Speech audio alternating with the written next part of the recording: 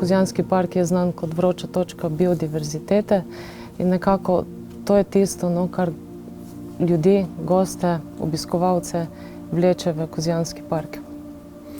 Top točke Kozjanskega parka, da jih tako imenujem, je travniški sadovnjak, tule v bližini Podsrede, kjer obiskovalec spoznava od tradicionalnih avtohtonih sort sadja do travniških rastlin, metuljev, ptic, orhideje so tiste, ki jih je tudi možno videti v poletnih mesecih.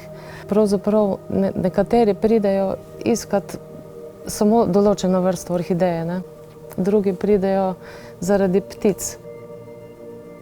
Tule v bližini Bizeljskega je en opuščen peskokop kremenčevega peska, kjer si je svoje domovanje našel ptič čebelar, v bistvu najbolj živopisen ptič, kar jih je v Sloveniji, ki ga lahko opazujemo od 1. maja pa nekje do sredine avgusta, ko odleti nazaj v južne, toplejše kraje.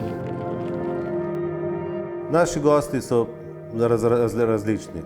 Glede motiva prihoda pa smo jih lahko nekako kategoriziram v 3 kategorije. Eni so taki, ki so sami po sebi že zapriseženi temu trajnostnemu načinu bivanja in tudi dopustujejo na ta način.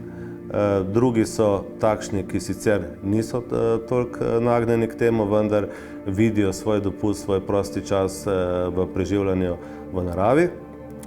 Tretji so pa takšni, ki poskušajo razne stvari. S tem, da vsem je pa ista točka, rečemo ista rdeča nit, lep in odgovoren odnos do narave, ter da cenijo estetiko in maksimalno kakovost bivanja in preživljanja prostega časa.